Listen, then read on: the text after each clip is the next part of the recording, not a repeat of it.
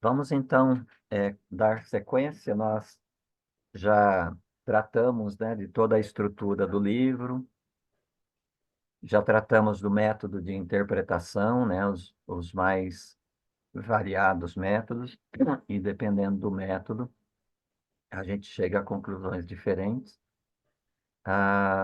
O meu método é parte daquele princípio básico da interpretação bíblica, de que a Bíblia é a sua própria intérprete. Então, nós não buscamos enigmas, nós não buscamos algo novo, algo que não tenha sido dito antes ou algo que já não tenha acontecido antes. Nós buscamos ah, ver o Apocalipse dentro de um conjunto, né? Dentro da teologia bíblica. Muitas visões, assim, muita interpretação do livro do Apocalipse trata o livro como um livro isolado do resto das Escrituras, como se fosse um livro de revelações de coisas a acontecer no futuro. Embora haja também, né, tem os conteúdos escatológicos, o livro do Apocalipse é a última fronteira, né? É o Evangelho em sua última fronteira. Por isso que quando vai terminar lá, vai dizer-se, né, que ninguém pode acrescentar nem tirar. Se alguém fizer isso, terá o seu nome retirado do livro da vida, né? Então, isso quer dizer que o Apocalipse é a última apresentação do Evangelho, é a última revelação do Evangelho. Então, ele não difere em nada das cartas dos próprios evangelhos, as cartas apostólicas, e também temos que levar em conta que aquilo que a gente já disse, que o João, ele se transporta para o ambiente do Antigo Testamento e ele se veste da roupa dos profetas daquela época. E de lá ele está olhando para o futuro, né? Então, ele está vendo o que os profetas anunciaram, né? O dia do Senhor, ou nos últimos dias, todas essas palavras dos profetas correspondem ao período entre a primeira vinda e a segunda vinda de Cristo. Então, tudo que o João está falando, ele está falando aí para esse período, da primeira vinda até a segunda vinda de Cristo. Nós já vimos, né, a primeira visão, que é a visão das sete igrejas ali da Ásia, para quem Jesus ditou, né, as sete cartas. E agora nós vamos entrar na segunda visão, que começa aí no capítulo 4 e vai terminar lá no capítulo 8, verso 1, né? Então vamos olhar aqui para o texto de Apocalipse 4. Aqui nós deparamos de imediato, né, com uma expressão que precisa ser esclarecida depois dessas coisas, né? Depois dessas coisas, quais coisas, né? Ah, as coisas aqui se referem à primeira visão. Então, depois da primeira visão, vem a segunda visão. Não é depois dessas coisas, aí vai anunciar coisas que acontecerão no futuro. Depois dessas coisas, ou seja, depois da primeira visão, agora nós estamos entrando na segunda visão. Depois dessas coisas, vi uma porta aberta no céu, e a primeira voz que eu ouvi, aquela voz lá do capítulo 1, né, do Cristo ressurreto, a primeira voz que eu ouvi, a voz como de trombeta, falando comigo, disse: Sobe aqui e eu te mostrarei as coisas que devem acontecer depois destas. Ou seja, depois da primeira visão. Então, qual é o conteúdo da segunda visão? É isso que vem depois, então, destas, né? Depois daquilo que foi revelado na primeira visão. Esse céu aqui, a gente precisa perguntar a que céu, né, o João está se referindo. Se é o terceiro céu, para onde o Paulo foi arrebatado, conforme ele compartilha conosco no capítulo 12 de 2 Coríntios, é o céu, esse firmamento que nós enxergamos quando nós olhamos para cima, ou o céu é esse espaço entre a terra e o firmamento, ou seja, o espaço onde os pássaros voam, né? Ah, aqui, a meu ver, não se trata do terceiro céu. Aqui, a meu ver, não se trata também do firmamento que nós chamamos de céu. Trata-se esse espaço onde os pássaros voam. E o Paulo, ele se referiu a esse espaço, né? Por exemplo, quando ele escreveu em Efésios 1:3, bendito seja o Deus e Pai de nosso Senhor Jesus Cristo, o qual nos abençoou com toda sorte de bênçãos nas regiões celestiais em Cristo. As regiões celestiais é esse espaço entre a terra e o firmamento. Então, é daí que o João vai passar a olhar agora, né? Porque ele vai ter ele terá uma visão ampla da terra, né? Ele não vai enxergar só a igreja como ele enxergou na primeira visão, né? Agora ele vai enxergar a terra como um todo. Então, esse esclarecimento aí no verso 1 precisa ser bem compreendido. Fui imediatamente arrebatado em espírito e vi um trono no céu com alguém assentado sobre ele. Olha, um trono no centro e alguém sentado sobre ele. Aquele que estava sentado tinha aparência semelhante a uma pedra de jaspe e sárdio. Ao redor do trono havia um arco-íris semelhante a uma esmeralda. Temos aqui uma referência à aliança que Deus fez com Noé depois que ele sai da arca, né? Prometendo misericórdia, prometendo compaixão para com a humanidade. E assim não enviar um novo dilúvio como ele havia enviado naquele tempo. Então, aparece aí o arco-íris. Aqui você deve se lembrar que na visão do Ezequiel, lá no capítulo 1, o Ezequiel também vê, né, o arco-íris, né? E aqui você deve diferenciar o arco-íris, porque quando você olha de baixo para cima, o arco-íris é um arco, né? Mas quando você olha de cima para baixo, ele é um círculo concêntrico, né? É um círculo dentro de outro e assim as várias cores, né, desses círculos que estão ao redor dos demais. Então, ele vê ali então o arco-íris. Ao redor do trono, então, havia 24 tronos. Então, tem o trono principal, onde Deus soberano está assentado, e tem ali o arco-íris. Depois disso, temos os 24 tronos, e sobre esses tronos há 24 anciãos vestidos, né, de vestes brancas e com coroas de ouro sobre a cabeça. Pastor, Então, sim. o arco-íris, mas ele, João tá vendo o arco-íris como um anel, ele totalmente completo ou só vê como nós estamos vendo? Ele consegue É, enxergar como, todo?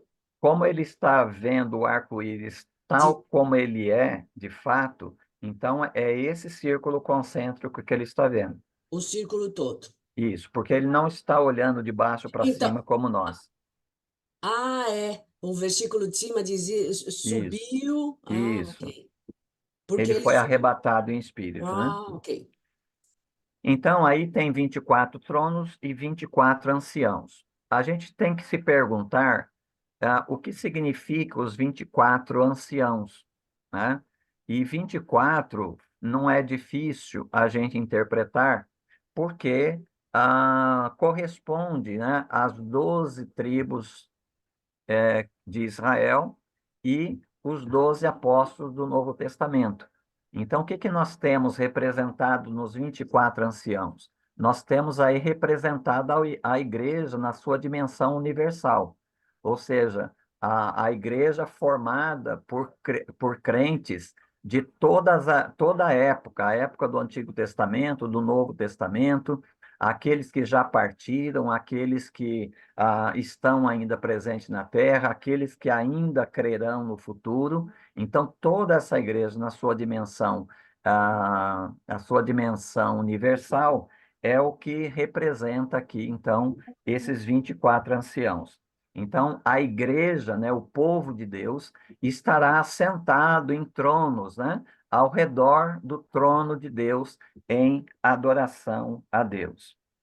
Do trono saíam relâmpagos, vozes e trovões. Novamente, o Ezequiel também, né, quando ele recebeu um rolo que ele devia comer, né, para profetizar, o rolo estava cheio, né, também de relâmpagos, vozes e trovões, que significam o juízo de Deus, né? O juízo de Deus sobre a terra, incluindo sobre o seu próprio povo também. Diante do trono estavam acesas 7 lâmpadas de fogo, que são os 7 Espíritos de Deus. Aí a plenificação, né, do Espírito Santo, a plenitude do Espírito Santo. Diante do trono também havia algo parecido como um mar de vidro, claro como cristal. Que é esse mar de vidro, né? Você deve se recordar da travessia do mar, ali quando o povo de Israel saiu do Egito, como Deus paralisou as águas, né? Separou as águas para que eles passassem a pés enxutos. E do outro lado, eles cantavam o cântico de Moisés, né?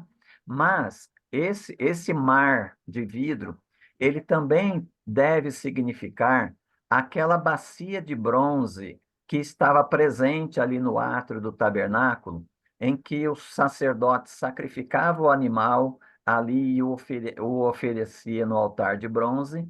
Ele pegava o sangue desse animal e ele ia na direção do santo lugar ou do santíssimo lugar, e ele tinha que passar por essa pia onde ele se banhava, ele tinha um ato, né, de purificação. Então, aqui, sendo um mar de vidro, ele está indicando para nós que a igreja, a Santa Igreja de Cristo, ela já está pura. Então, ela não precisa se lavar mais. Então, entre ela e Deus, não há mais um ritual. Ela foi lavada já por Jesus, ela foi lavada pelo Evangelho, ela foi purificada por Jesus, e por isso ela está ali ao redor do trono de Deus. Embora esses 24 anciãos estejam ali, né, ao redor do trono de Deus, ele não pode significar somente aqueles que já estão no céu com Deus. Aí é uma representação da totalidade da igreja, aqueles que já estão com o Senhor, aqueles que estão presentes na terra e aqueles que ainda haverão de crer no futuro. Então, é a representação da totalidade da igreja. Pastor, Aí, sim, não sei se você vai chegar lá, mas em Apocalipse que é falado que o inferno é igual a, não sei se fala Nefesh ou Nefesh, se você sabe dizer, tem Apocalipse. Nefesh, que você está falando? Isso, exato. Nefesh, Nefesh é uma Nefesh. palavra hebraica para alma, né? Para a Uhum. totalidade do ser. Ah, então não tem nada a ver com o inferno, então, Não, né? Eu acho que é, eu tô confundindo as sim. coisas. Ok, vamos seguir então.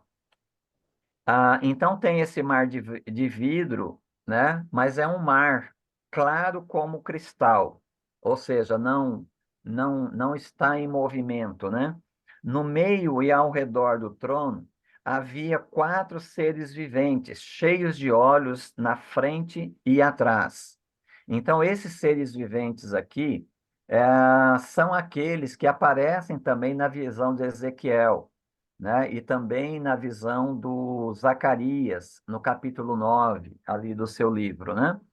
E o próprio Ezequiel, depois de ter a visão no capítulo 1, ali no capítulo 10, ele define quem são aqueles seres, e ele os chama de querubins, né? Então, aqui tem uma aparência daqueles seres que aparece na visão do Isaías, né? Só que ali, na visão do Isaías, o próprio texto se refere àqueles seres como serafins. Mas os seres viventes da visão do Ezequiel, ele identifica como sendo querubins. E são esses que João está vendo aqui na sua visão. Então, o primeiro ser era semelhante a um leão, o segundo semelhante a um touro, o terceiro tinha rosto de homem, e o quarto era semelhante a uma águia voando.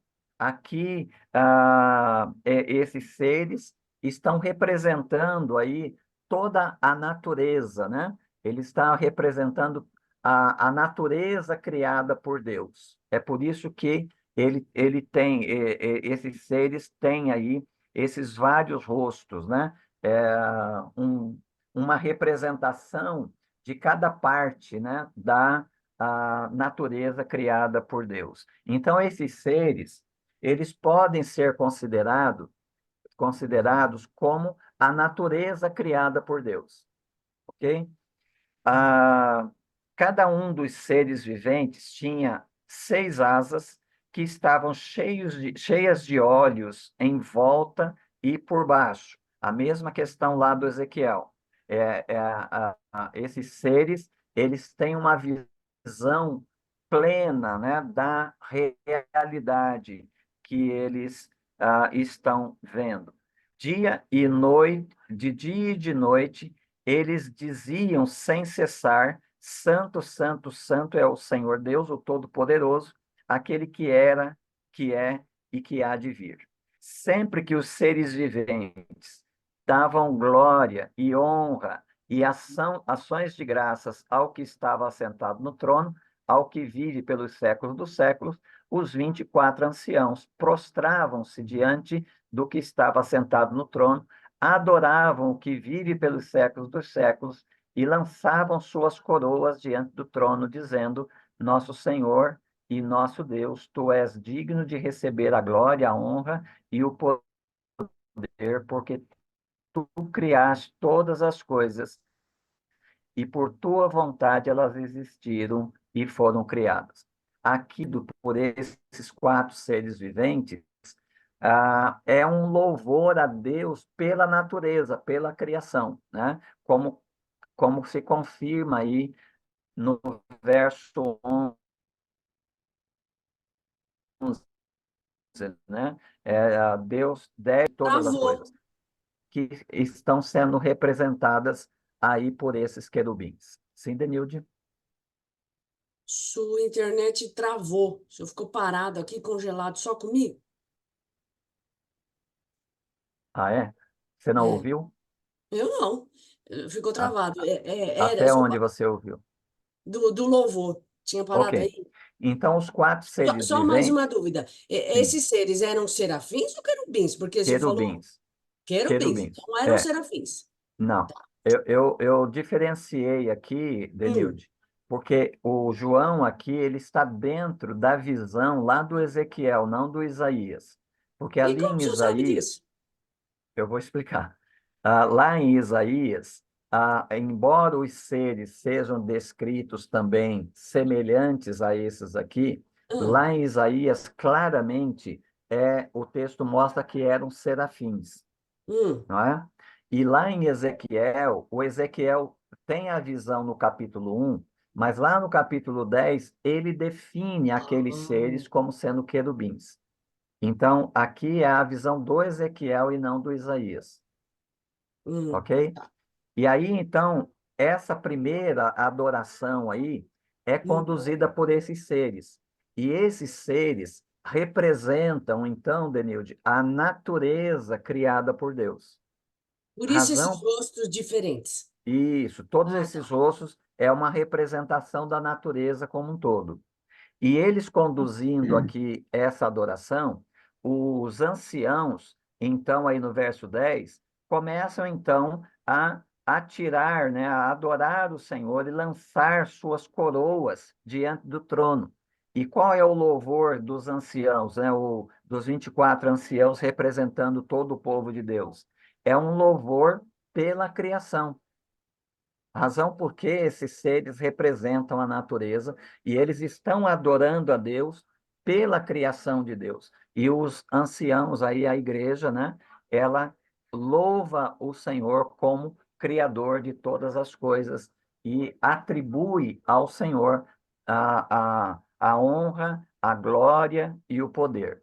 E é fato, né? Veja que esses anciãos foram descritos como tendo uma coroa na cabeça, né? Eles receberam uma coroa, que pode ser a coroa lá que o Paulo disse em 2 Timóteo 4:8, né? Eu estou pronto agora para receber a coroa da justiça. Mas não é justiça deles, né?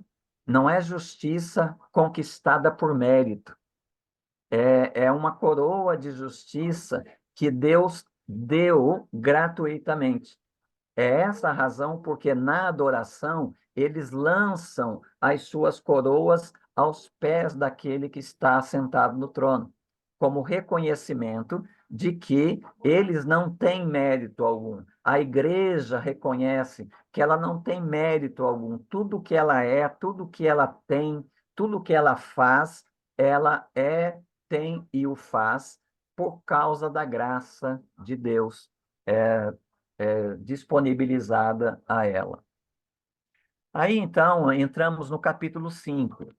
No capítulo 5, nos é dito aí, no lado direito de quem estava sentado no trono, né, do Senhor, vi um livro escrito por dentro e por fora, bem selado com 7 selos, né? Veja que o 7 aparece em toda parte do Apocalipse.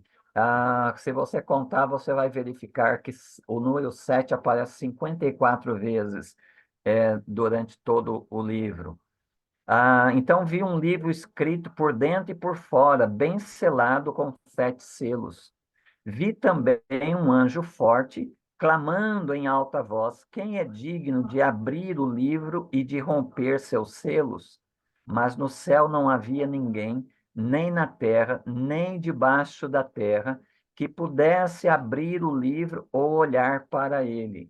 Eu, João dizendo, chorava muito, pois ninguém fora achado digno de abrir o livro, nem de olhar para ele. Ora, nós devemos pensar qual é o conteúdo desse livro, tá? Por que que o João chora muito ao perceber que não há ninguém digno de abrir o livro? Ora, todo esse livro, conforme nós veremos no capítulo 6, todo esse livro fala do sofrimento da igreja.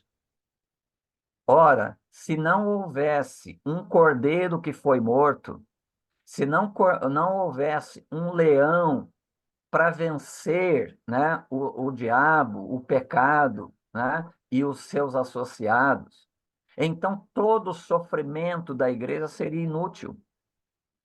Foi só sofrimento, não tem recompensa nenhuma. Toda aquela esperança que a igreja tem durante a fase ali de sofrimento, ela olha para frente e ela então tem esperança, vive na base da esperança das promessas de Deus se cumprir na vida delas. Tudo isso foi frustrado. É isso que faz o João chorar.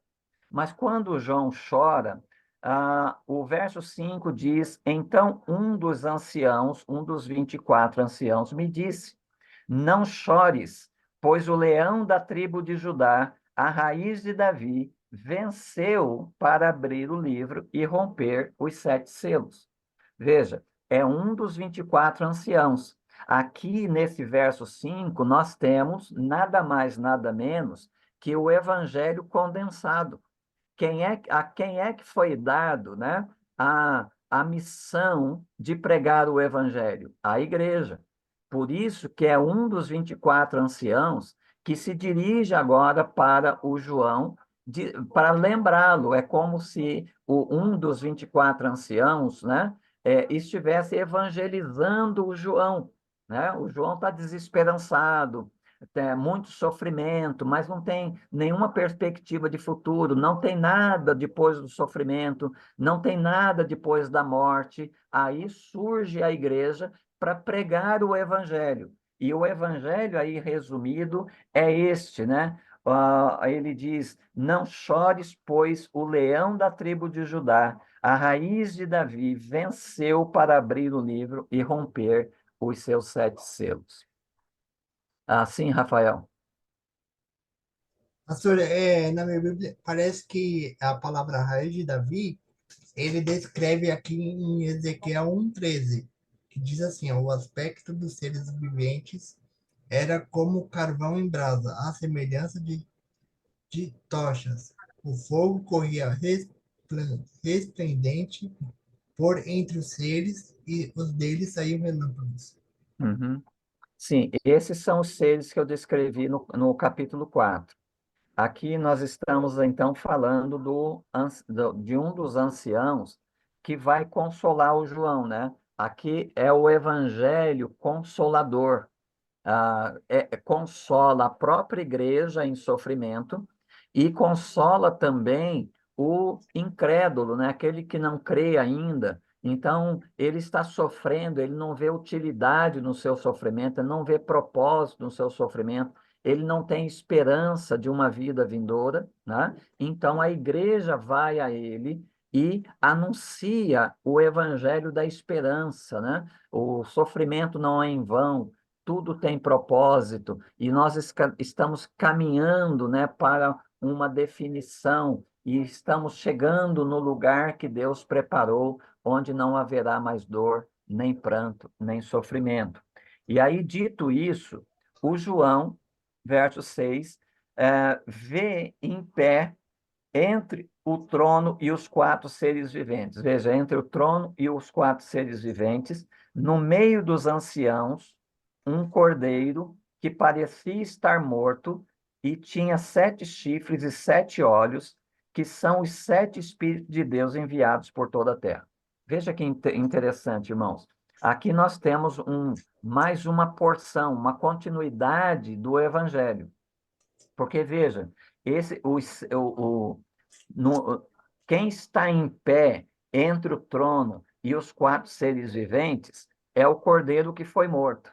Mas veja, ele está entre o trono e os 4 seres viventes que nós vimos representam a natureza, toda a natureza criada por Deus, e também no meio deles estão os anciãos. Então, isto mostra para nós aquilo que Paulo escreveu aos Romanos no final, lá no capítulo 8, no final não, no verso 18 em diante, quando ele diz acerca do nosso sofrimento, que não pode ser comparado, né, com a glória que ainda está por se revelar a nós. Mas depois ele diz que não só nós, mas a própria natureza geme, aguardando a manifestação dos filhos de Deus. Porque quando os filhos de Deus forem redimidos, ou seja, quando a redenção estiver completa, então toda a natureza também será redimida, ou seja, haverá o novo céu e a nova terra, né? Uma nova criação de Deus. Então, isso indica para nós que Jesus não morreu na cruz apenas para salvar pecadores. Jesus morreu na cruz para devolver o reino ao Pai, né? O reino que ele transferiu para o Adão e o Adão transferiu para o diabo, agora vem um valente superior ao diabo, né? E legitimamente humano, que então esmaga a cabeça da serpente, toma as chaves do reino das mãos do diabo e ele então devolve, né? Está aí dentro de um processo devolvendo todas as coisas a Deus. Em 1 Coríntios 15, o Paulo faz uma menção sobre isso, dizendo acerca da obra de Cristo que está em andamento. Ele diz que nem todas as coisas, né, embora Jesus seja Senhor, nem todas as coisas estão sujeitas debaixo dos pés dele, mas as coisas estão sendo sujeitas e haverá um tempo até que todas as coisas estejam sujeitas debaixo dos pés de Jesus. Então, ele entregará o reino ao Pai, né? Então, Jesus e Deus, nesse momento, ele se manifesta, né, como a Trindade, né? A totalidade da divindade, porque toda obra planejada por Deus, executada por Jesus e aplicada pelo Espírito Santo foi completada. É assim que Paulo diz lá em 1 Coríntios capítulo 15. Então, o cordeiro, né, veja que o ancião disse, né, que disse para o João que havia o leão da tribo de Judá, a raiz de Davi, que venceu para abrir o livro e romper os 7 selos. Mas quando o João vira para trás para ver, ele vê, mas quem ele vê? Ele vê o cordeiro, não o leão. Vê o cordeiro que parecia estar morto e tinha 7 chifres, 7 olhos, que são os 7 Espíritos de Deus enviados por toda a terra. Por que que ele vê o cordeiro e não o leão?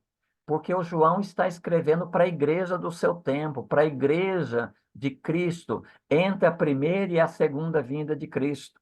Então, quem que nós adoramos hoje? Nós adoramos o cordeiro que foi morto, né? E se adoramos o cordeiro que foi morto, obviamente ele foi ressuscitado, porque nós estamos adorando o morto, né? Então ele está presente ali, então ele foi ressuscitado.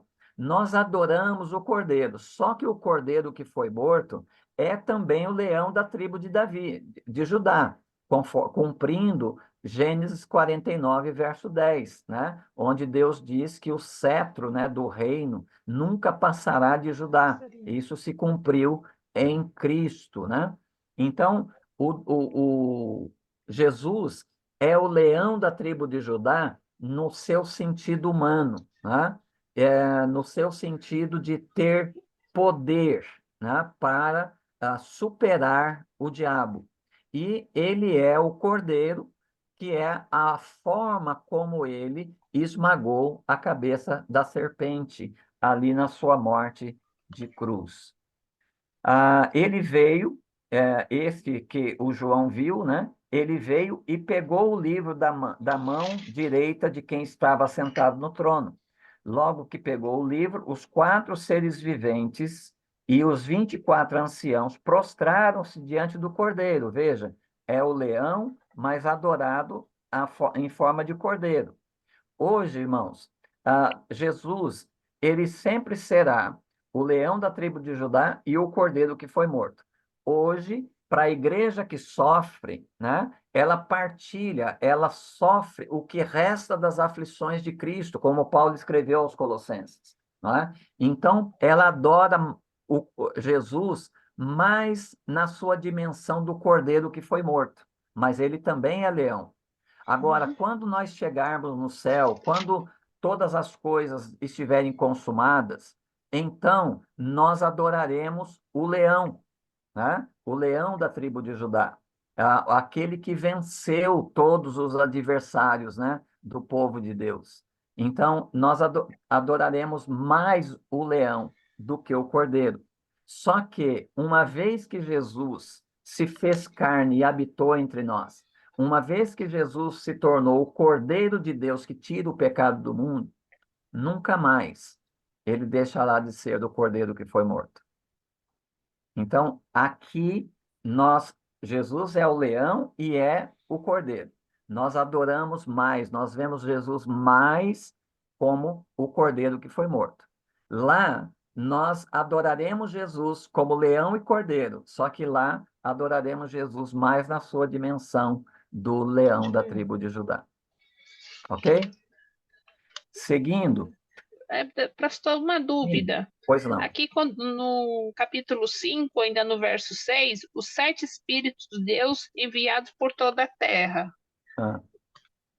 Sim. Que espíritos são esses? Então, aqui, os 7 Espíritos de Deus, normalmente, é a plenitude do Espírito Santo. Então, aqui nós temos uma visão da Trindade, né? Nós temos, conforme foi descrito também no capítulo 1. né? O João já havia falado sobre isso no capítulo 1. Aqui você tem o leão, que é Cristo, você tem Deus que está sentado no trono, e você tem o Espírito Santo, representado aí por 7 Espíritos de Deus enviado por enviado por toda a toda a terra. terra. E esse Espírito de Deus enviado por toda a terra cumpre aquilo que Jesus disse em João 16:8, né, 8 a 10, quando ele diz, né, que enviaria ali o Consolador, né, e o Espírito Hum, Santo convenceria o mundo, né, do pecado, da justiça e do juízo. E ele está agindo assim em toda a terra, tá, desde então, entendi. tá ok? Obrigada. E Pastor, cantavam, sim, a Marta, eu Nima, fico pensando, se para a gente é tão difícil entender tudo isso, será como o povo da época entendia isso? Eles tinham mais conhecimento que a gente, assim, da todas essas visões? É porque, olha, é difícil, a gente fica bem tentando acompanhar, mas é.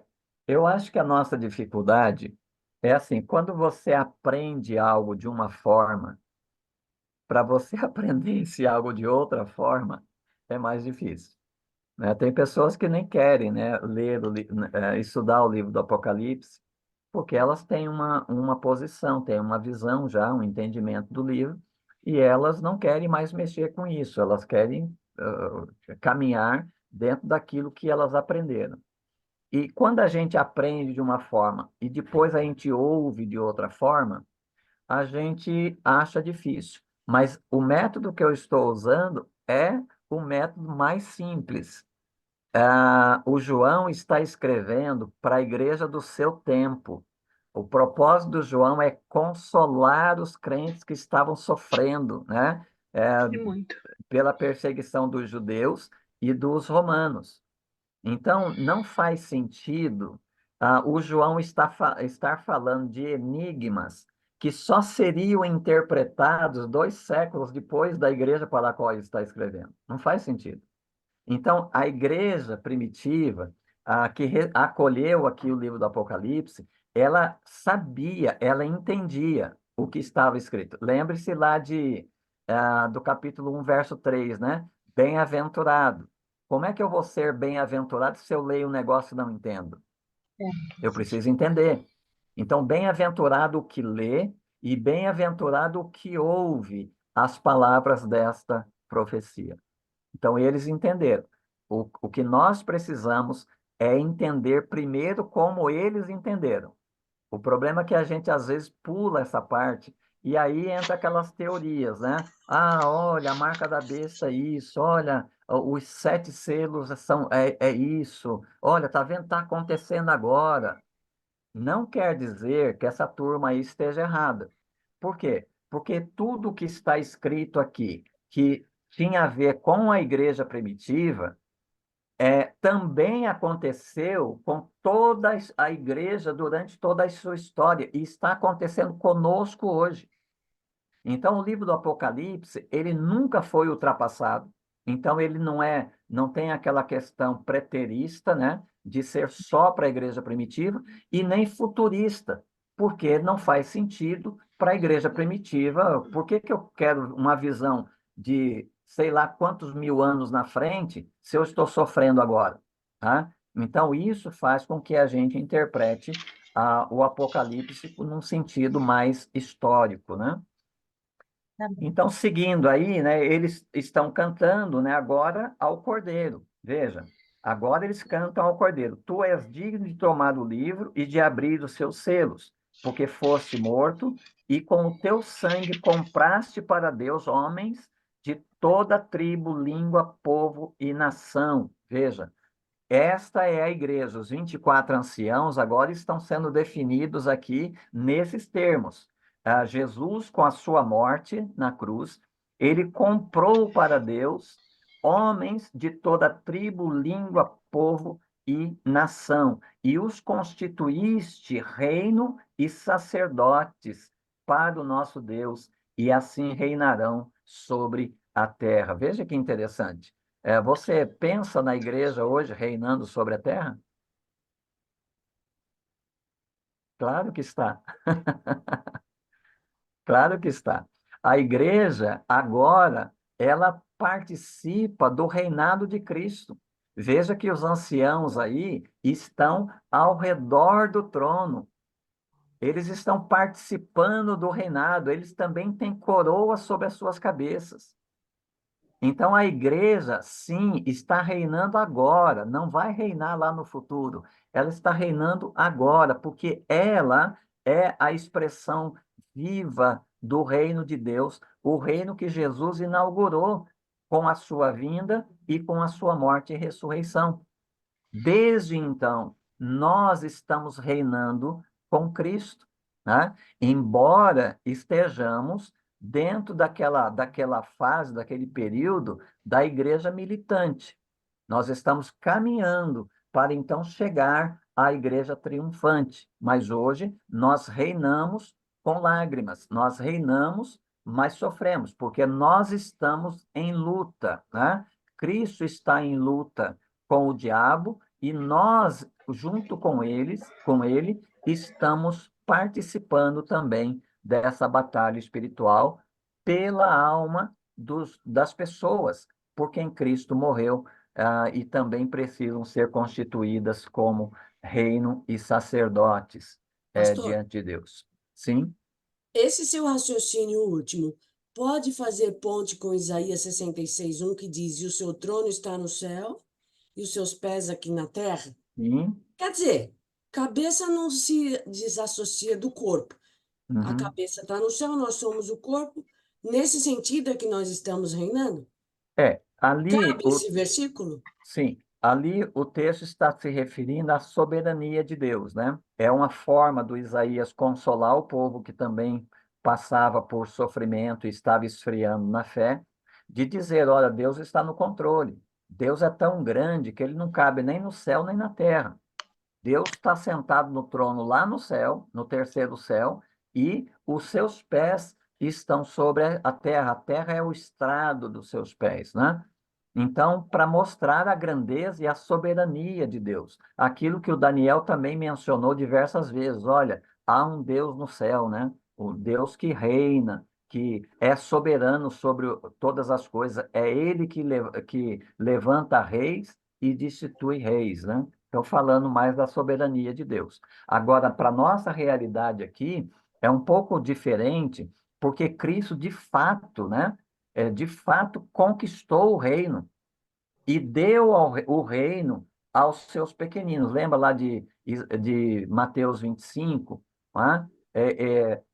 Vinde, benditos do meu Pai, porque vocês foram destinados ao reino, né? Então, nós estamos reinando com Cristo, né? Embora sejamos ainda igreja militante.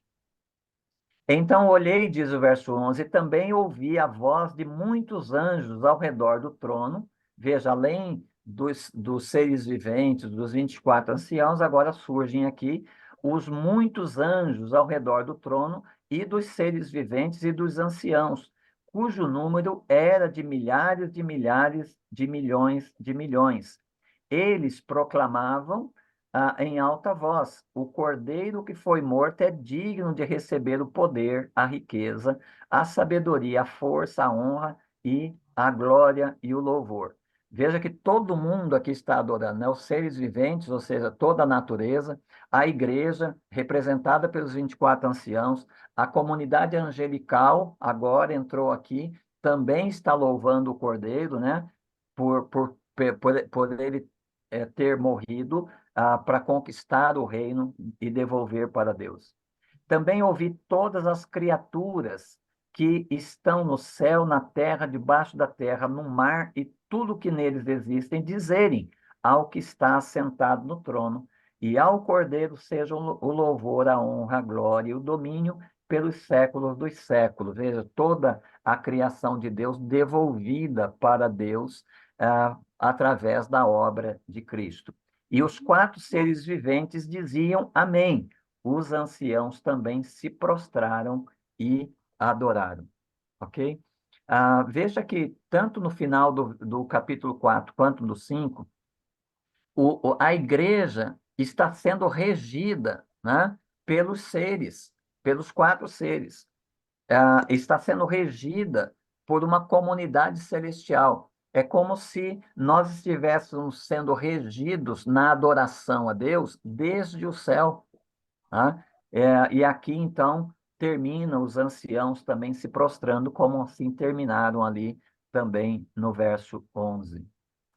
Pois bem, o capítulo 4 e 5, ele é uma preparação para o capítulo 6. O capítulo 6 vai ser muito pesado. Então, o que que o João está fazendo? Ele está aqui dando assim uma espécie de anestesia para a cirurgia que vem agora no capítulo 6. Então, ele começou pelo capítulo 5 e 6, demonstrando, né, que Deus está no trono, Deus está reinando, demonstrando que o leão da tribo de Judá venceu, o cordeiro foi morto, agora ele é adorado pela natureza, ele é adorado pela igreja, pela comunidade angelical, ou seja, nós estamos garantidos debaixo do poder de Deus. Constituíste reino e sacerdotes para o nosso Deus. Isso é ponto final. O que o João está querendo dizer aqui é que tudo aquilo que virá agora no capítulo 6, na abertura dos selos, não pode afetar a igreja. Não pode levar a igreja, ou não pode vencer a igreja. A igreja é vencedora porque ela está naquele que venceu. E daqui para, especialmente do capítulo 12 em diante, nós vamos ver a vitória do Cordeiro sobre todos os adversários de Deus e da igreja. Pois bem, preparado aí, né, o coração dos crentes sofridos ali, ele vai entrar então no capítulo 6, na abertura dos selos. Vi quando o Cordeiro abriu um dos 7 selos e ouvi um dos 4 seres viventes dizer com voz como de trovão: Vem. E aí, olhei e vi um cavalo branco e seu cavaleiro segurava um arco. Foi-lhe dada uma coroa e ele saiu como vencedor, decidido a vencer. O que vocês acham que esse cavalo e esse cavaleiro aqui representam?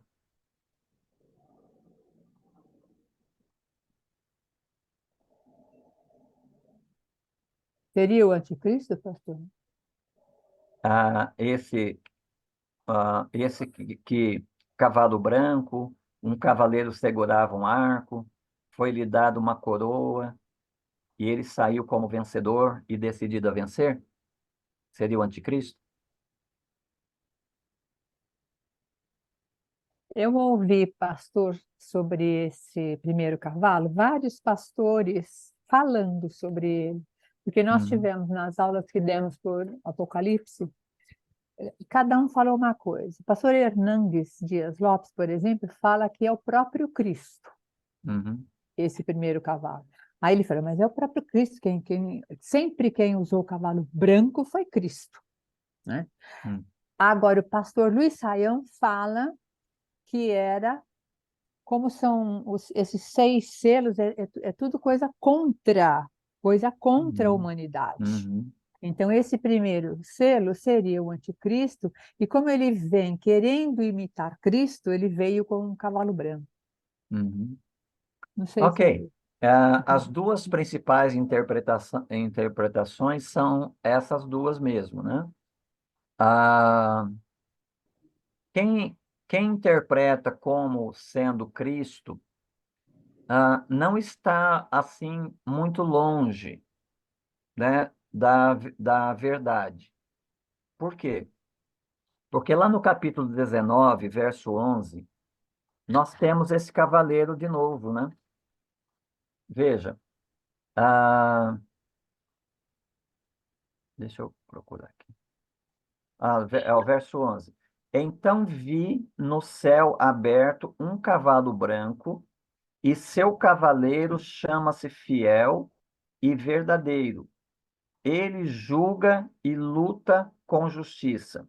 Os seus olhos eram como chama de fogo. Sobre a cabeça trazia muitas coroas. e tinha um nome escrito que ninguém conhece, senão ele mesmo. Estava vestido com um manto salpicado de sangue, e o seu nome é o Verbo de Deus. Então, quem interpreta, né, esse primeiro cavaleiro como Cristo está baseado lá nesse capítulo 19, verso 11. Quem interpreta como não necessariamente o anticristo, né? Mas quem interpreta esse cavaleiro aqui como o mal, né? Interpreta por causa do contexto. Todo o contexto do capítulo 6 fala de sofrimento. Então, quem interpreta como sendo Cristo, diz assim, né? Os demais cavaleiros, né? Os demais selos que vêm adiante, vão fazer mal, mas Cristo sempre estará no controle. Basicamente, é essa a ideia. Quem interpreta como sendo mal, interpreta por causa do contexto. Aí, eu não diria que um ou outro está errado. Tá? E essa interpretação, se é Cristo ou se é o mal, uma representação do mal, ela não vai interferir muito na compreensão da mensagem aqui que o João está repartindo com a sua igreja, perseguida lá no primeiro século, ok? Então, não se perturbem por causa disso. Qualquer das duas posições são válidas. Pastor, então, Sim. desculpa, pastor, mas então não está definindo se é anticristo, se é o Cristo, então não tem Não, definição. que é o anticristo, não. Aqui o que nós podemos pensar que seja a expressão do mal generalizado, que vai ser demonstrado, né? Primeiro mostra-se o mal generalizado e depois vai especificando, né? Que tipo de mal é este, né? Então, essa é uma interpretação válida, ok? Aí no verso 3, abriu-se o segundo selo. Ouvi o segundo ser vivente dizer: Vem. Então saiu outro cavalo, um cavalo vermelho. Ao seu cavaleiro foi dado o poder de tirar a paz da terra, de modo que os homens matassem uns aos outros. Foi-lhe entregue uma grande espada. O que esse cavalo vermelho aqui representa?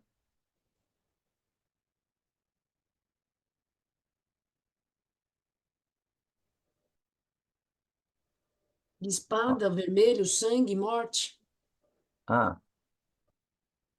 Eu também acho, pode aqui, Guerra. o sangue lá que fala sangue carmesim, não é isso? não. Não, aqui, veja os elementos dentro do próprio selo. Ele está falando aqui de um cavalo, com seu cavaleiro, foi dado poder, veja, dado, né? Não é poder inerente, é uma permissão, né? Foi dado poder de tirar a paz da terra, de modo que os homens matassem uns aos outros, foi-lhe entregue uma grande espada. Todos esses elementos aqui só combinam com as guerras, né? Então, não é uma guerra que virá, é a soma de todas as guerras, né, que aconteceram e poderão ainda acontecer durante esse período que vive a igreja, né? Então, aqui, o cavalo representa as guerras, os homens matando, né, um ao outro, tirando a paz da terra, né? O que produz uma guerra, se não a ausência de paz, não é? Então, aqui claramente representa o conjunto de todas as guerras que aconteceram e que produziram, né, a ausência de paz sobre a terra. Ele abriu o terceiro selo. Ouvi o terceiro ser vivente dizer: Vem. Olhei e vi um cavalo preto, e seu cavaleiro tinha uma balança na mão. Então ouvi uma voz entre os quatro seres viventes que dizia: Uma medida de trigo por um denário, 3 medidas de cevada por um denário, e não danifiqueis o azeite e o vinho. O que lhes parece representar aqui esse terceiro cavaleiro?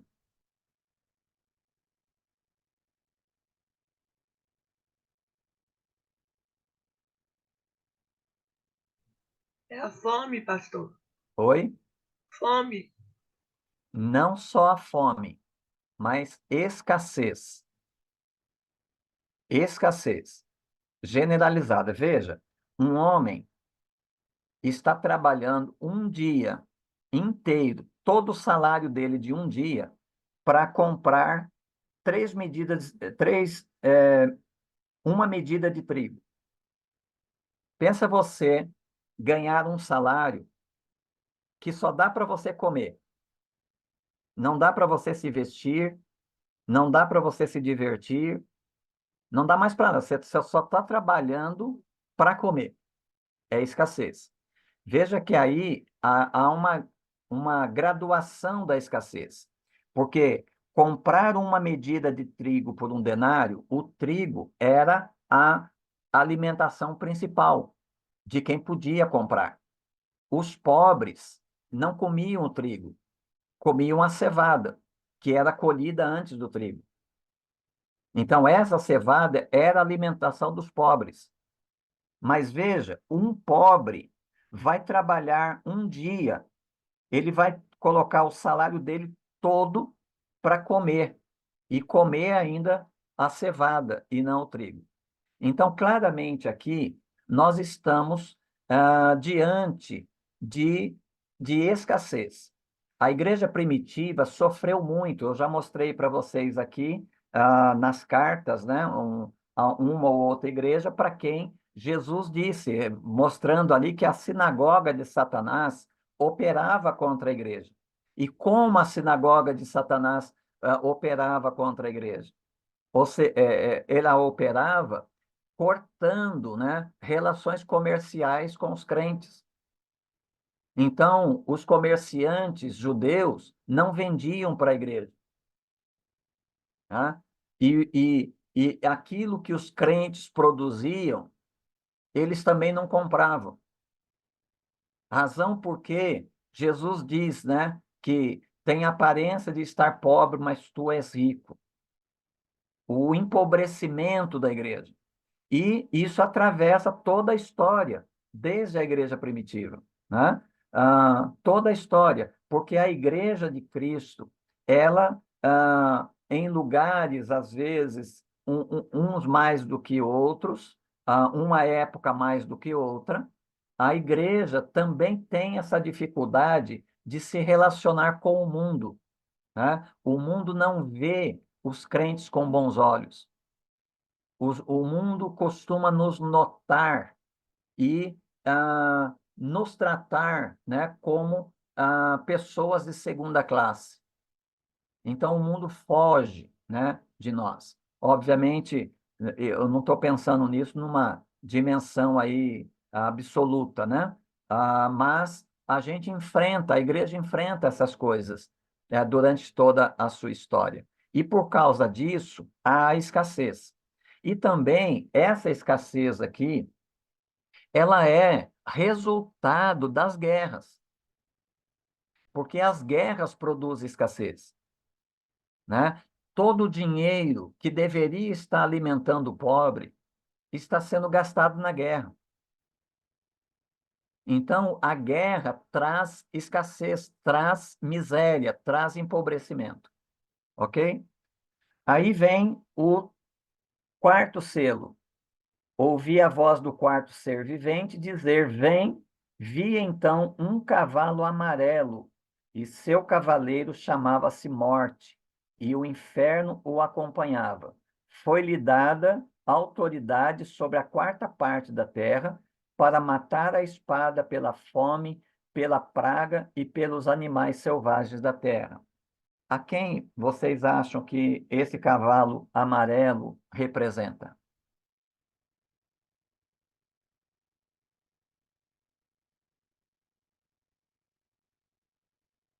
Está dentro do conteúdo do próprio selo, tá? A descrição do selo está aí, A morte, não é, no pastor? versículo. Oi? A morte. A morte. A cor Veja, amarelada da ó, morte. ó, é, O mal generalizado, primeiro cavaleiro.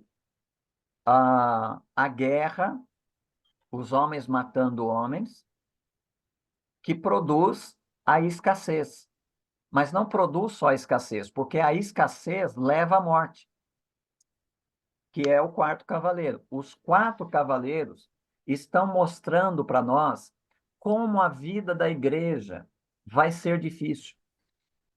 E não precisava dizer isso, né? Que vai ser difícil, porque o João está escrevendo para uma igreja que está sendo perseguida e maltratada, não é?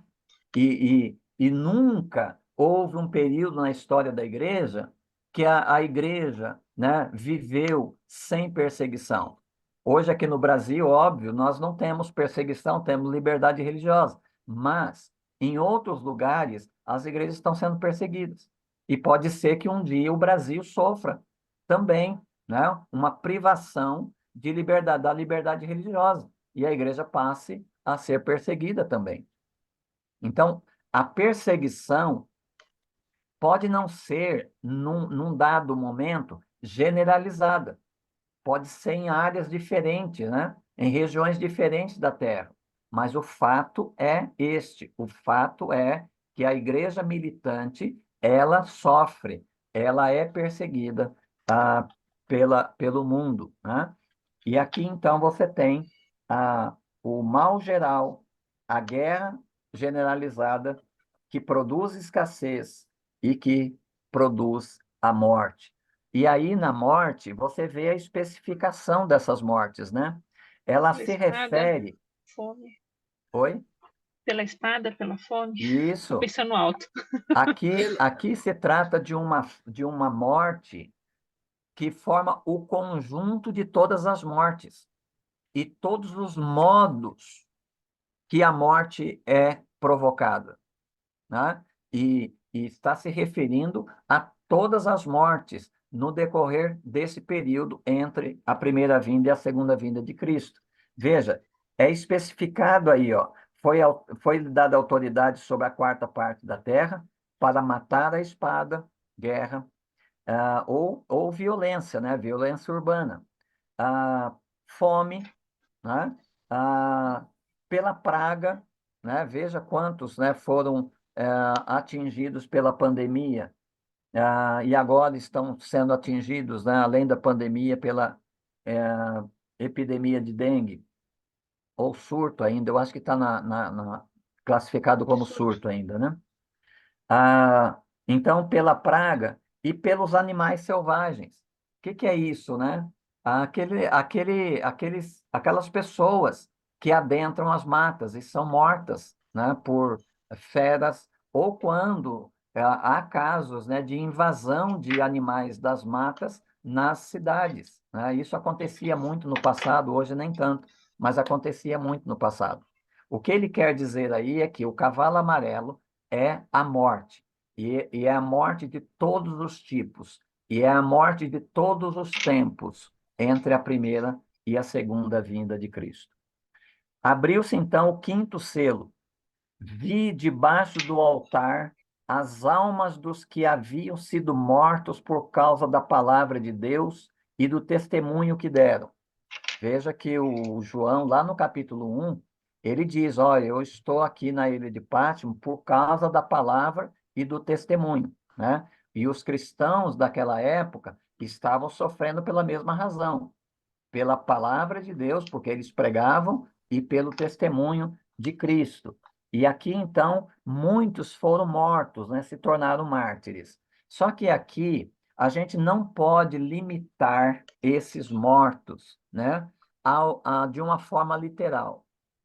Aqui, esses que estão debaixo do altar de Deus, eles são todos os que são discípulos de Cristo, porque o discípulo de Cristo é um mártir iminente, né?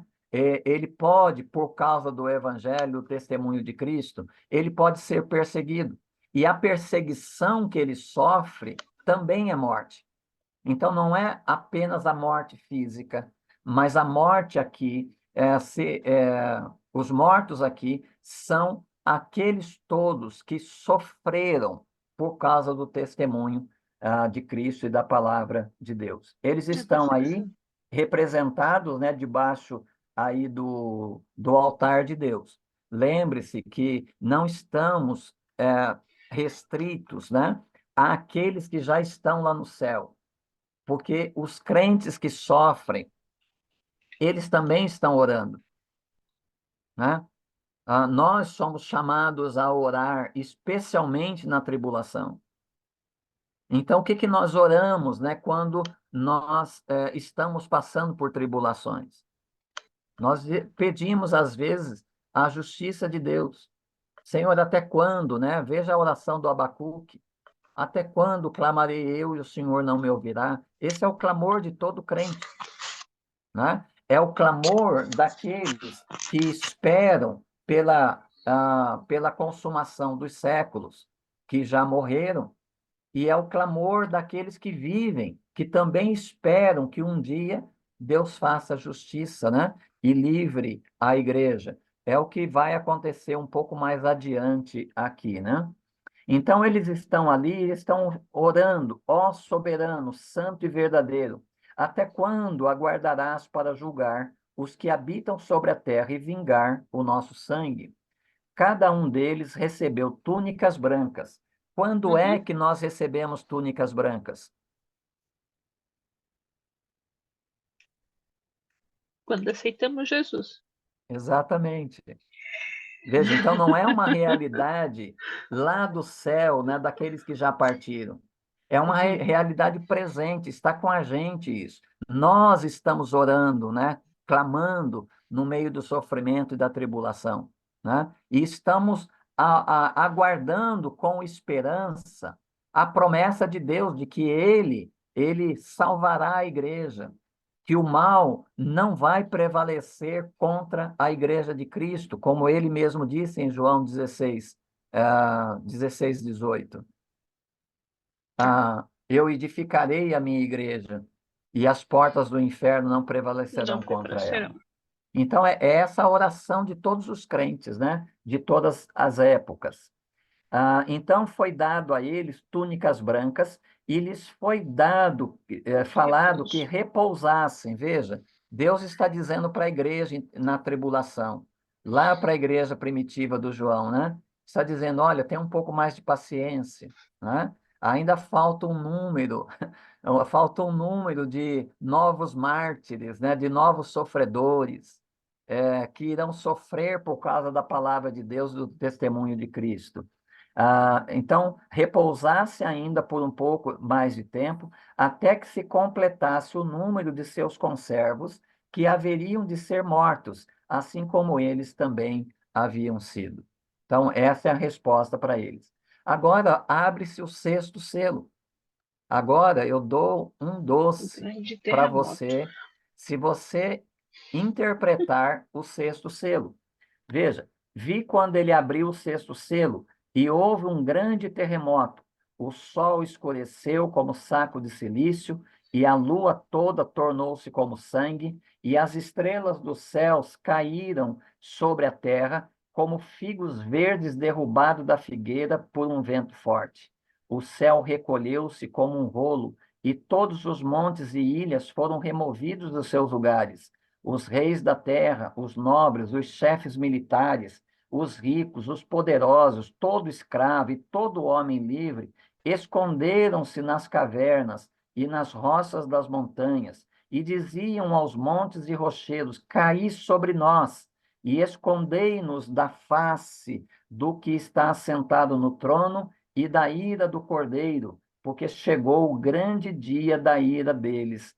Quem poderá subsistir? O que é esse sexto selo? Segunda É um vinda de julgamento? Cristo, senhor? A queda dos grandes líderes, é isso? As estrelas, os astros, os que atraem para si a adoração. Hum. Não são esses? Veja, Eu acho que é a segunda vinda de Jesus, não é não? quem foi que Eu acho que é julgamento. primeiramente falou sobre o sol escurecer, a lua tornar-se em sangue, as estrelas do céu caírem? Quem foi o primeiro que falou sobre isso? Ué, isso não está em Mateus 24? Uh-uh, Não é aquela do... uh-uh. Quem foi o primeiro a falar sobre isso? Começa com que letra? E termina com que letra? Pastor, eu Foi, posso foi chutar, Essa pastor? foi o boa, Joel. Cleide. Foi o profeta Joel que falou isso. Ah, Capítulo Ah, 2. Joel, claro. Capítulo 2, verso 28 a 30. O Pastor, Joel posso chutar? disse: nos últimos dias acontecerá que, e ele fala dessas coisas, da descida do Espírito Santo sobre toda a carne. Os jovens terão sonhos, os velhos terão sonhos, os jovens terão visão, e as servas e servos, né, todos, né, receberão o Espírito. Depois ele fala o sol se escurecerá, a lua se tornará em sangue, as estrelas cairão, etc. Agora, quem foi o primeiro a interpretar essa profecia do Joel? esse eu não Agora sei. entra o Mateus 24, não? Começa com que letra? P. Essa foi ótima, Cleide. Foi Paulo? Começa com P. Pedro, Deve ser Pedro, Pedro. Pedro, gente. Pedro, Atos Pedro? capítulo 2. Ah, Quando cumpre-se ali a descida, né, o Ah, derramar do verdade. Espírito. sim, sim. E as pessoas estavam confusas, né? O que é isso? Nós ouvimos eles, que são galileus, falarem na nossa própria língua materna e tal. O que está acontecendo? Aí o Pedro toma a palavra junto com os demais discípulos e ele começa: gente, olha, esses homens não estão bêbados como vocês pensam, porque agora apenas a terceira hora da manhã, né? E aí ele começa: isto foi o que o Joel disse. E ele reproduz a Joel 2, Entendi. 28 a 32. Tá. Então, onde é que isso aqui aconteceu? Quando Jesus foi crucificado. No No Pentecostes. Ah, no Pentecoste. Pentecoste? Isso Começa com P, aconteceu no Cleide. Pentecostes. Tá bom. Entendeu? Então, o Sim. Joel foi o porta-voz inicial que profetizou esses dias, né? Os últimos dias ou o dia do Senhor. Aí, quando aconteceu, o Pedro disse para a multidão: olha, isso é o que o profeta Joel disse, está se cumprindo agora. O Espírito Santo desceu. E a Tá. partir daí, toda a altivez, né, o sol, a lua, as estrelas, toda a altivez foi rebaixada. Por quê? Porque Altivez. para receber o Espírito era necessário arrependimento, né? Era necessário se submeter a um batismo em nome de Sim. Jesus, né? Para a remissão dos vossos pecados. E então recebereis o dom do Espírito Santo, disse o Pedro lá em 2:38. Lembram-se disso? Pois bem, desde então, o Pentecoste continua acontecendo. O Pentecoste acontece cada vez que um pecador se arrepende e crê. Então, durante todo o período, desde lá da primeira vinda de Cristo até a segunda vinda de Cristo, isso está acontecendo. Então, não é uma catástrofe, um evento cataclísmico que vai acontecer lá no futuro. Não, já aconteceu. E está acontecendo E se no repete. decorrer da história da igreja. Mas será que ficará só nisso? Não, vai avançar. Veja como ele avança. Depois de dizer que as estrelas caíram do céu sobre a terra, você sabe que isso aqui não pode ser literal, porque uma estrela, se cair aqui na terra, não Acaba a precisa terra. muito, destrói toda a terra, né? Então, depois de dizer isso, ele diz assim: o céu, verso 14, o céu recolheu-se como um rolo, e todos os montes e ilhas foram removidos de seus lugares. O que é isso? Conclusão dos tempos. É o fim do mundo. Uhum. Citei. É o fim do mundo, gente. Então, o que ele está dizendo aqui? Ele pediu paciência lá para os mártires, né? Paciência para a igreja no sofrimento. Agora ele está mostrando já para a igreja: olha, é assim que a história vai terminar. E como vai terminar? durante o período que vocês estão vivendo, durante o período da igreja, vocês estão provendo ou produzindo Pentecoste na vida das pessoas que são alcançadas pelo Evangelho. E vai continuar assim. Veja que ele diz: até que complete o número dos seus conservos, que também serão mortos.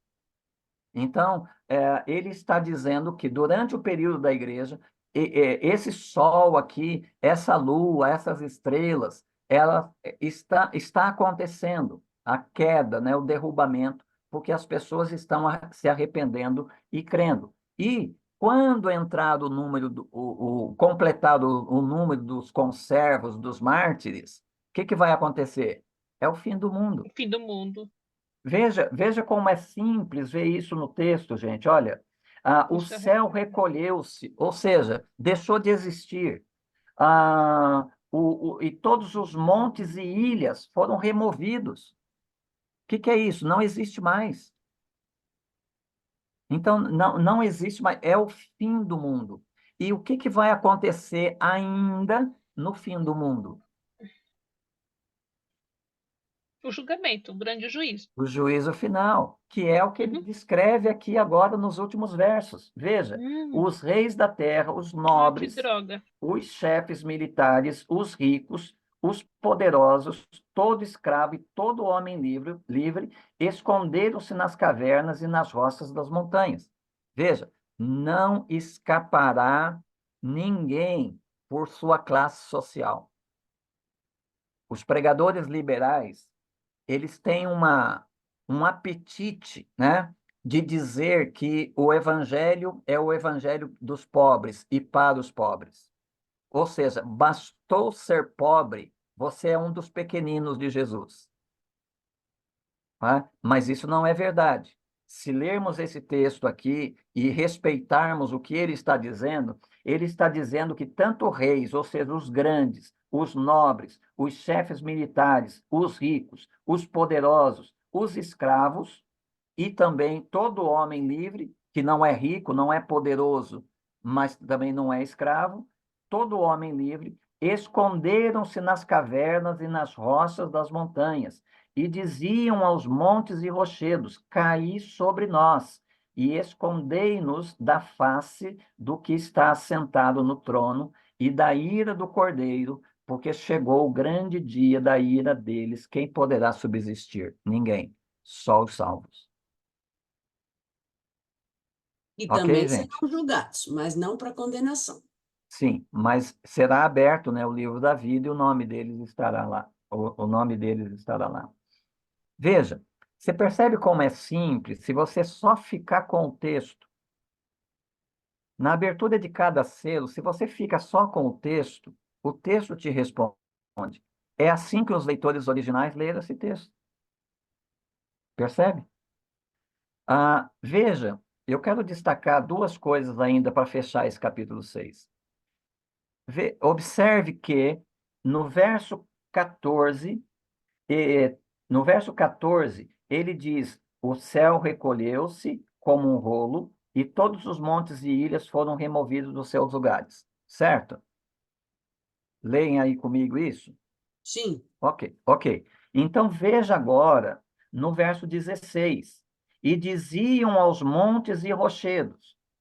Ora, se não existe mais as ilhas, não existe mais os montes, como é que esses aqui estão clamando para os montes cair sobre eles e escondê-los da face do que está sentado no trono? Não é uma contradição? É. Só aparente. Por quê? Porque o João, gente, isso a gente tem que entender, né? No Apocalipse, o João não está sequenciando eventos. O João está mostrando como as coisas acontecem, mas ele não está preocupado de dizer assim, ó, primeiro vai acontecer isso, depois vai acontecer isso, depois dessa aqui virá isso, e isso levará aquilo. Ele não tem essa visão, essa intenção. Então, várias vezes no Apocalipse, você vai ver o João falando da mesma coisa lá na frente que ele já falou na visão anterior. Por exemplo, aqui é o selo. O sétimo selo vai abrir uma série de novos setes, 7 trombetas e 7 anjos. E você vai perceber lá que o conteúdo daquela terceira visão é o mesmo da visão aqui, da segunda visão.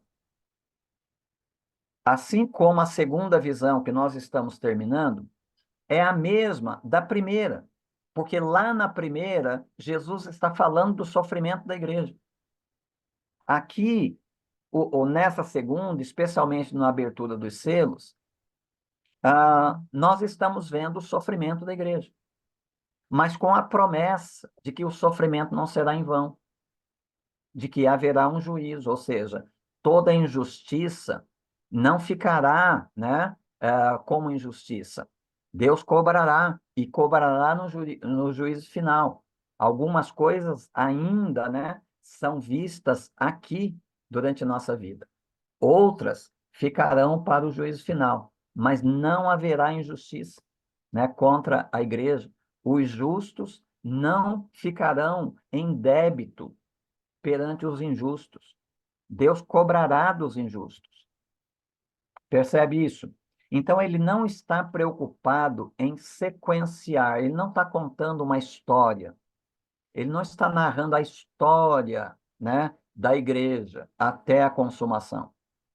Ele vai e volta, né? Por isso que aqui ele fala que os montes e ilhas foram removidos, e depois ele diz que esses que estão no juízo final clamarão, né, aos montes e rochedos que caiam sobre eles. Ok?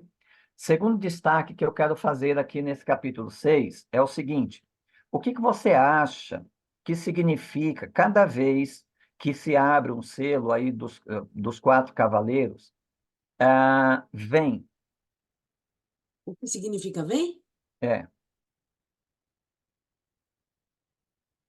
É o soberano dizendo para o cavaleiro: venha, vai, faça a sua parte. Ué, mas você, mas isso que você, diz o texto.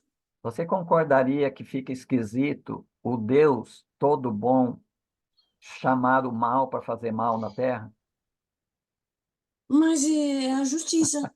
O Deus bom não manda matar? O Veja, Deus bom disse: ó, se comer, vai morrer. sim, mas ele não seria estranho que o Deus que é contrário ao mal, que chora pelo mal, como Jesus chorou diante da morte do Lázaro, não seria estranho que ele chamasse o mal?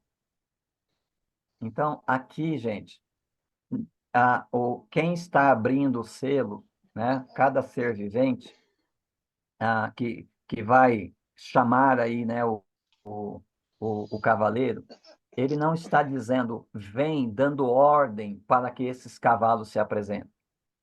Porque percebam, eles nem se apresentam. Não há uma apresentação. Depois do vem, olhei e vi um cavalo branco e seu cavaleiro, veja, olhei e vi, não veio. Seria natural que depois da ordem, né, vem, seria natural que o texto seguisse fluindo, né? E veio o cavaleiro X. Mas não é isso. Eles são apenas descritos. Eles não são apresentados. Então, esse vem aqui, gente, significa o clamor da igreja no sofrimento, clamando pela volta de Cristo. É a oração da igreja sofredora, dizendo, Maranata, ora vem, Senhor Jesus, que é como vai terminar lá o livro do Apocalipse. Entendem isso? Não. Então, não há uma ordem para o Não. mal vir. Não, o mal está aí. E o mal só pode agir dentro dos limites. Veja, foi dado, né? Só pode agir no limite que Deus permite, dentro dos propósitos que Deus tem. Né? Então, aqui, esse vem é a igreja sofrendo, dizendo, vem, Maranata, ora vem, Senhor Jesus. Ok? Vamos seguir para o capítulo 7. Temos aí alguns minutinhos, 41 minutos, ou 21 minutos. Vamos lá. Depois disso vi, olha, depois disso, novamente dizendo para você, não é assim, ó, depois disso vai acontecer aquilo, ok? Então, depois disso, vi nos 4 cantos da terra, veja, a terra não foi destruída, ele está voltando à terra aqui, né? Depois disso, vi nos 4 cantos da terra 4 anjos em pé, retendo os 4 ventos da terra, para que nenhum vento soprasse sobre ela, nem sobre o mar, nem contra árvore alguma. Por que essa proibição? Por que que os anjos, né, que estão nos 4 cantos da terra, que receberão a ordem, né, de soprar sobre a terra, sobre o mar, sobre os ares, por que que eles são detidos aí?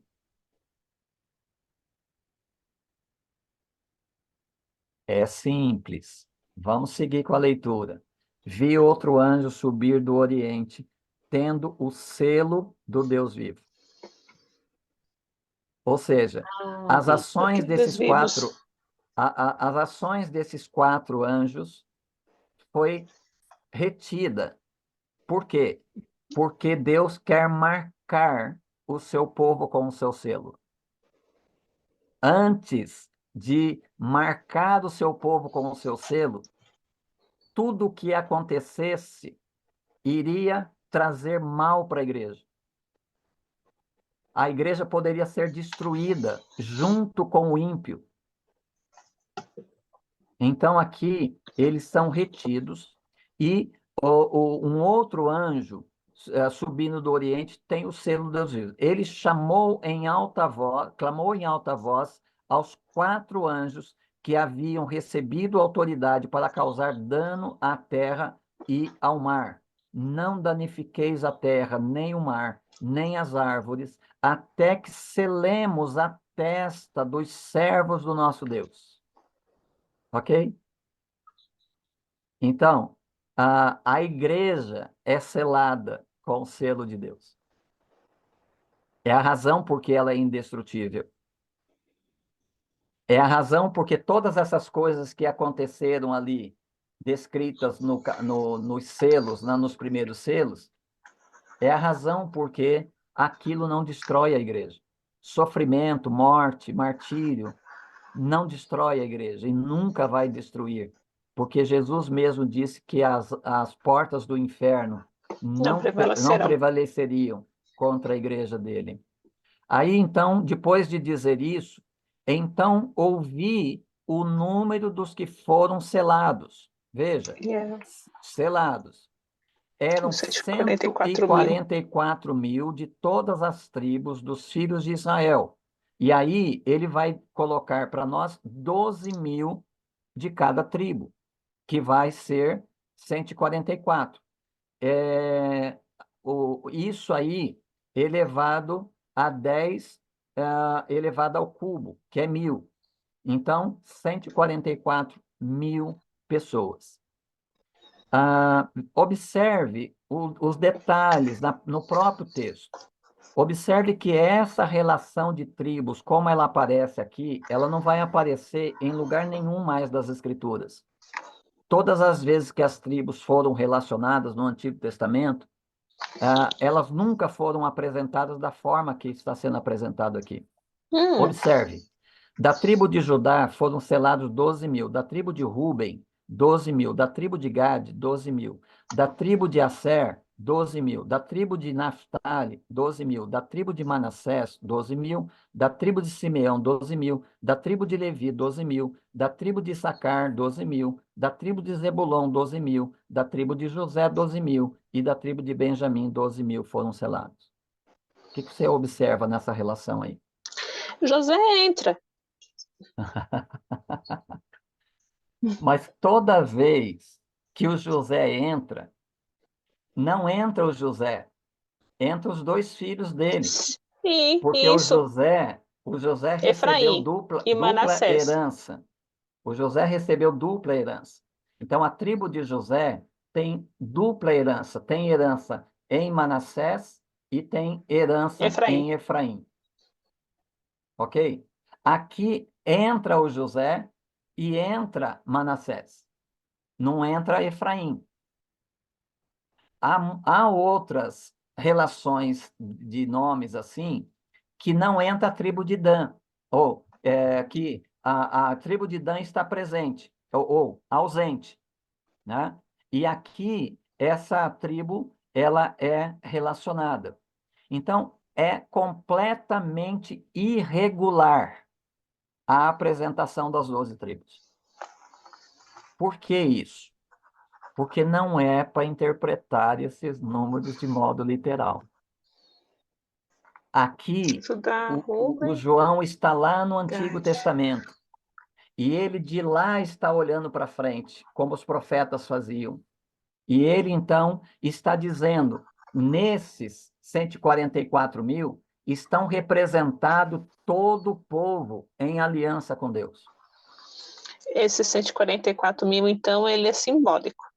É simbólico, é representativo. Nada no Apocalipse, a não ser as narrativas em prosa, nada deve ser interpretado literalmente. Então, nossos irmãos Testemunhas de Jeová, né, que pregam um evangelho sem esperança, né, porque se é só Já encheu o número. 144.000, já Tá era. lotado já. E por que são nossos irmãos? Oi? O senhor falou Ah, nossos irmãos. não, eu não entro nesse detalhe. Para mim, diz que é crente e tá bom para mim. Não Embora eu vamos não discutir. concorde.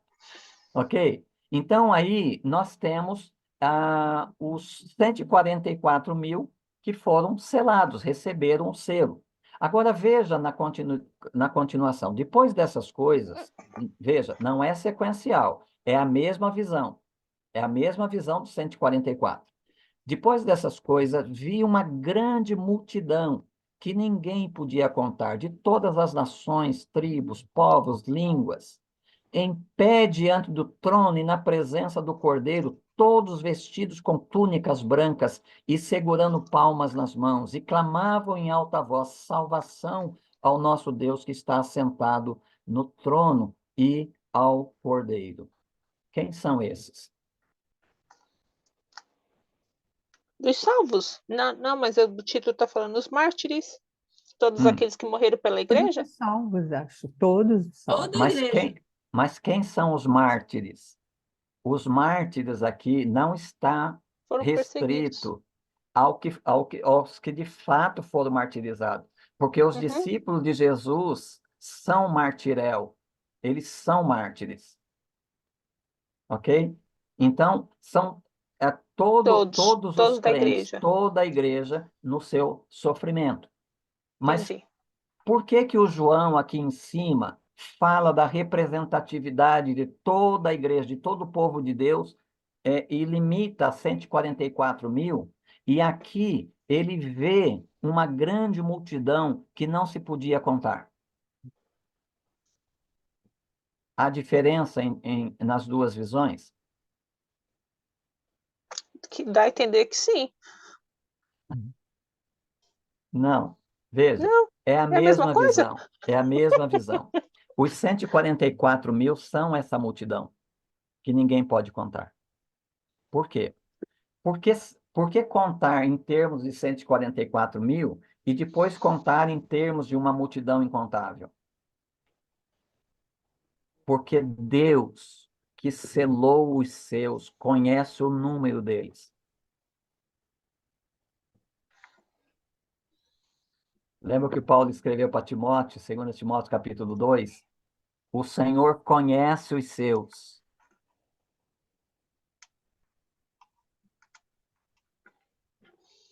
Pastor, mas não Entenderam? fala no, Receber Deus. Oi? pastor, mas não fala no final, e os seus não receberam? Não tem nada a ver. Não, isso é lá em João 11, os judeus Quando não rejeita receberam. Jesus. Veio para os judeus não receberam. Mas todos, judeus ou gentios, que nele creram, foram feitos filhos de Deus. Vocês entenderam isso, gente? Veja como é simples, a leitura é simples. Quando uma pessoa apresentar um texto bíblico para você e vier com uma interpretação enigmática, uma interpretação que você não tem acesso, rejeite. Porque a Bíblia Tá. não foi escrita para especialistas, foi escrita para o povo. É só a gente prestar atenção no texto. O problema é que muitas vezes, não só com Apocalipse, mas com outros textos, nós vamos para o texto já com uma lente, né? A gente já vai com uma lente. E aí a gente quer procurar no texto aquilo que a nossa lente quer ver. E aí surgem as interpretações as mais variadas. Mas não é enigmas. Não foi escrito para especialistas, foi escrito para uma igreja sofredora, que precisava ser fortalecida, animada, encorajada. Assim é toda a palavra de Deus. Pastor, Ok? acho que a igreja, a nossa igreja, ela foi aberta para os professores, não sei se a Esther lembra, ou a Denilde também lembra, sobre esse mesmo tema, sobre o Apocalipse, né? E os 144.000. E foi aberto para a igreja também. E eu e mais uma irmã da igreja, a gente entrou. E teve um pastor que era da igreja da Vila Antonieta, antes de suceder o pastor Marcos, que eu acho que o senhor dá de 10-0 nele, viu? Para ensinar os 144.000, porque eu acho que ninguém conseguiu entender esses 144.000. Todo mundo ficou em dúvida. Entrou todo Está mundo, os tá se professores dele. referindo ao pastor Gabriel Porto? Não, o que era da igreja da Vila Antonieta, um grandão. Ah, pastor Marcos, tá. Não, antes do pastor Marcos, antes dele. Não, eu sei, né? Mas ele também Ok, chamava. vamos seguir? Ok. Então aí nós temos duas visões de óticas diferentes. O número é como Deus vê a igreja. Deus conhece os seus. Se Deus sabe até o número de fio de cabelos na nossa cabeça, ele sabe quem é dele. Ele conhece os seus. Tá? Então, os 144.000 é a igreja do Senhor, vista do ponto de vista de Deus. A multidão incontável é a Hum, mesma igreja vista do ponto de vista do João. de João. Nós não podemos saber qual o número dos eleitos. A gente não sabe quantos que já entraram, quantos que já partiram, quantos que ainda estão lá na frente. A gente não sabe. A gente mal sabe quantos membros tem a nossa igreja, não é? A gente mal guarda o nome dos irmãos, mal conhece aqueles que adoram conosco dominicalmente. Então, quando você olha para a igreja do ponto de vista humano, ela é uma multidão incontável. E ali tem representação de toda língua, tribo, nação e povos Povo. estão presentes em pé diante do trono e na presença do Cordeiro. Observe, não é uma igreja que está lá no céu, é toda a igreja, porque a igreja que está lá no céu também está diante do Cordeiro, tanto quanto nós estamos diante do Cordeiro, Tá. ok? Então, o que que acontece aí na sequência? Todos os anjos que estavam em pé ao redor do trono, dos anciãos e dos quatro seres viventes, prostraram-se diante do trono com o rosto em terra e adoraram a Deus, dizendo: Amém.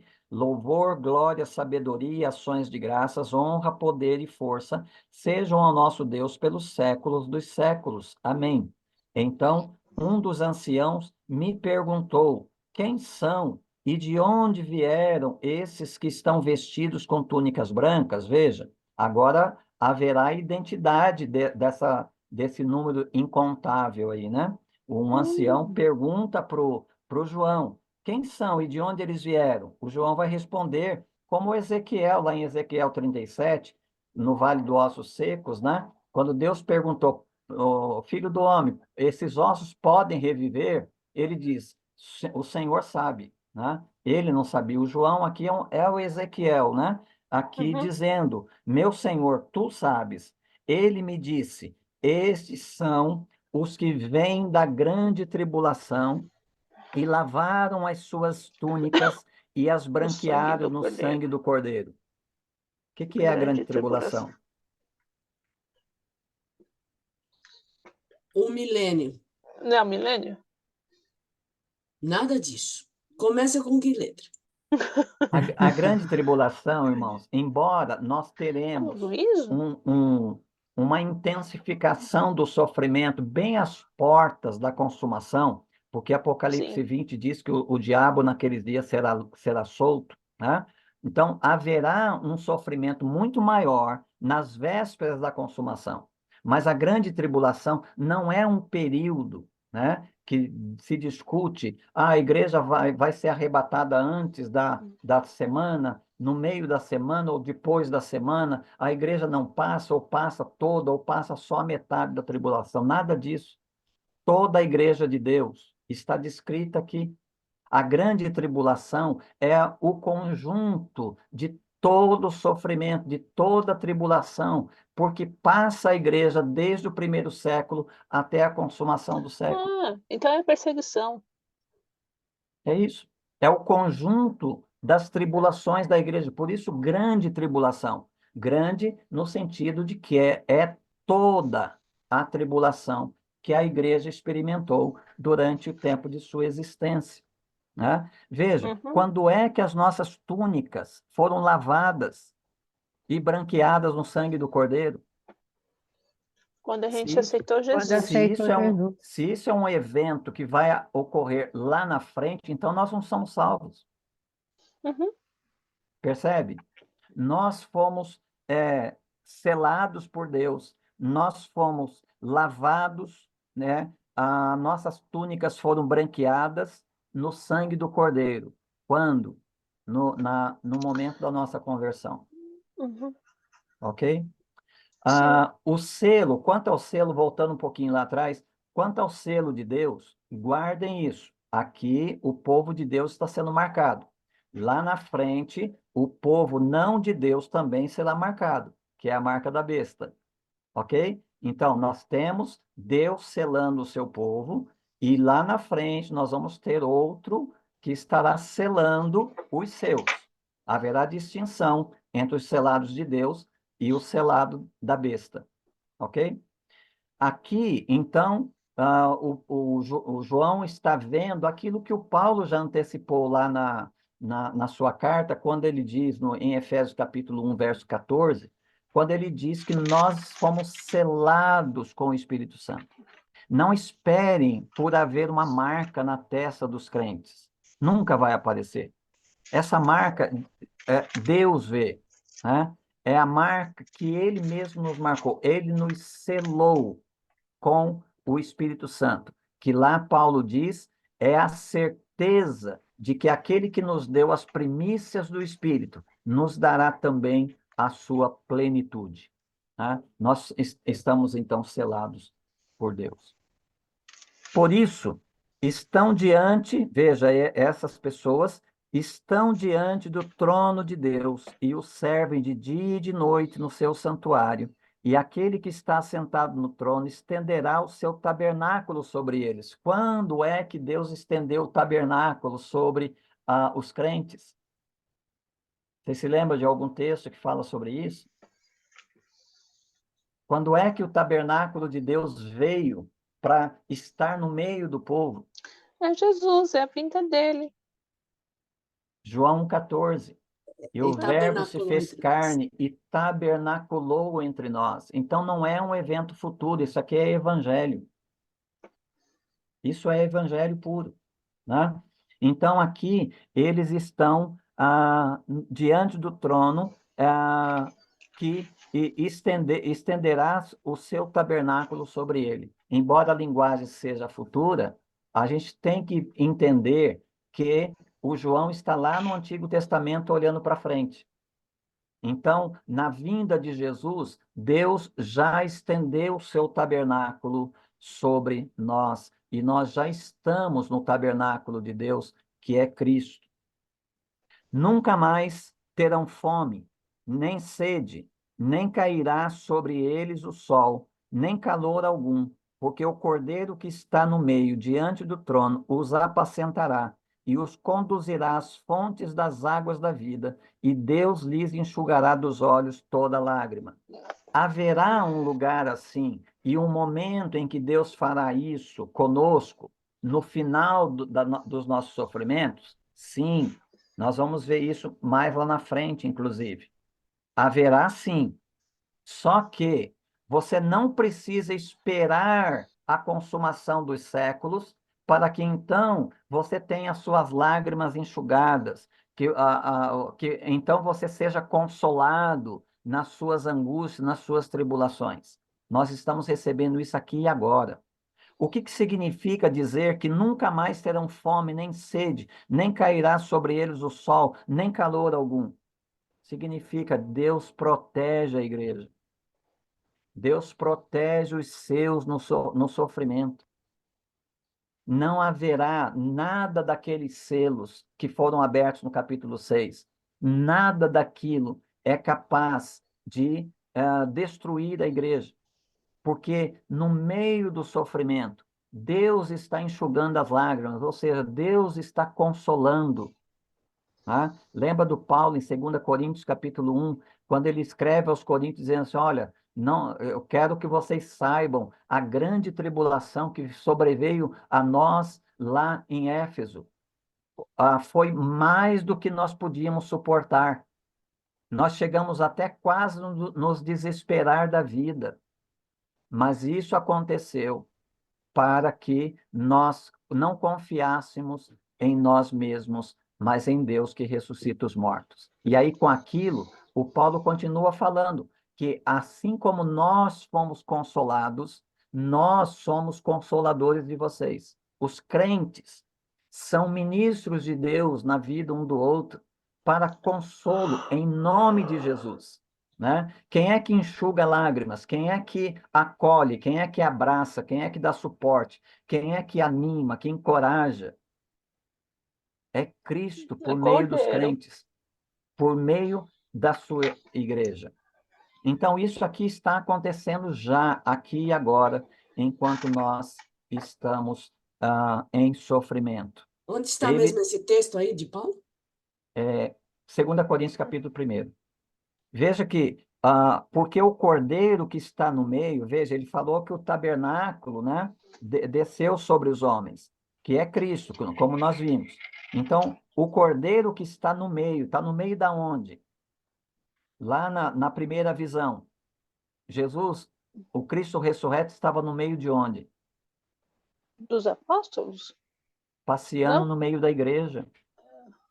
Cristo é descrito ali, né, passeando, andando no meio da igreja. Ele está com a igreja. O tabernáculo de Deus chegou a nós em Cristo. Ele está em nosso meio para nos consolar. Ele está em nosso meio para nos apacentar e nos conduzir às fontes das águas da vida. Foi isso que ele disse à mulher samaritana? Foi isso que ele se beber disse? da água viva. Foi isso que ele disse aos judeus lá no capítulo 7 de João, por ocasião da festa dos tabernáculos? Foi isso. A água que eu lhe der se tornará numa fonte de águas vivas que jorrarão para a eternidade. Lá no capítulo 7, o João interpreta, né? Ele dizendo que ele, então, dará uma água, né, que ninguém pode dar. E o João interpreta dizendo que é acerca do Espírito Santo de Deus. Então, Jesus está presente conosco. Essas coisas aqui estão acontecendo durante toda a história da igreja. Deus está enxugando dos nossos olhos as nossas lágrimas. Quantas vezes elas tiverem que cair, nenhuma delas, como veremos um pouco mais adiante, nenhuma delas cai por terra em vão. Deus recolhe nossas lágrimas. Elas não são em vão. Os nossos sofrimentos não são em vão. O Senhor está entre nós, é por nós, está nos consolando, nos fortalecendo, nos encorajando no meio da militância, né, da igreja militante que nós somos hoje.